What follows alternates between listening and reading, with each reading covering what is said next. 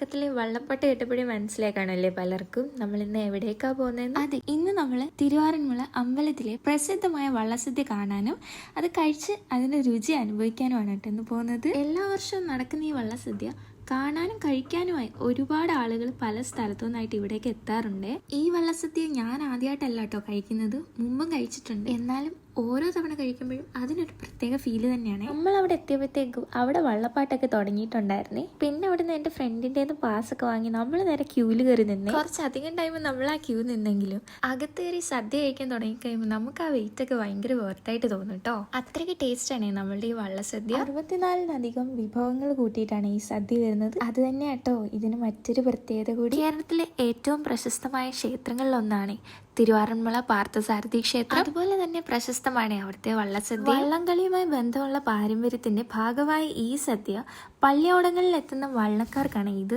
സ്നേഹത്തോടെയും ആദരവോടെയും വിളമ്പുന്നത്. അങ്ങനെ കറികൾ ഒന്നൊന്നായി വന്ന് ശേഷം പായസവും കുടിച്ച് അവസാനം മോരുകറിയും കൂട്ടി ബാക്കി വന്ന ചോറും കഴിച്ച് നമ്മൾ ആ ഇല മടിക്കായിരുന്നു. പിന്നെ ഒരു കാര്യം ഞാൻ എടുത്തു പറയട്ടെ, ഈ വർഷത്തെ വള്ളസദ്യയുടെ പാസ് എനിക്ക് കിട്ടാൻ സഹായിച്ചത് കിഴക്കനോതറ കുന്നേക്കാട് പള്ളിയോടത്തിലെ എൻ്റെ കുറച്ച് ഫ്രണ്ട്സാണ്. അങ്ങനെ ഈ അവസരത്തിൽ ഞാൻ അവരോട് നന്ദി പറയണേ.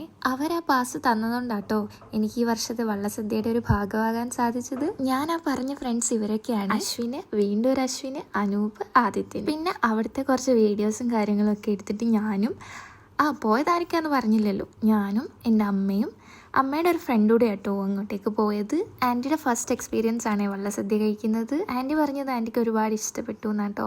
വീഡിയോസിൽ അങ്ങനെ വരാൻ താല്പര്യമില്ലാത്തതുകൊണ്ടാണ് കാണിക്കാഞ്ഞത്. അങ്ങനെ അവിടെ നിന്ന് ഇറങ്ങി ഒരു നാരങ്ങ വെള്ളം കുടിച്ച് പിന്നെ നമ്മൾ ബസ് കിട്ടി അത് കയറി നമ്മൾ നേരെ വീട്ടിലോട്ട് വന്നേ. അപ്പോൾ ശരി എന്നാൽ.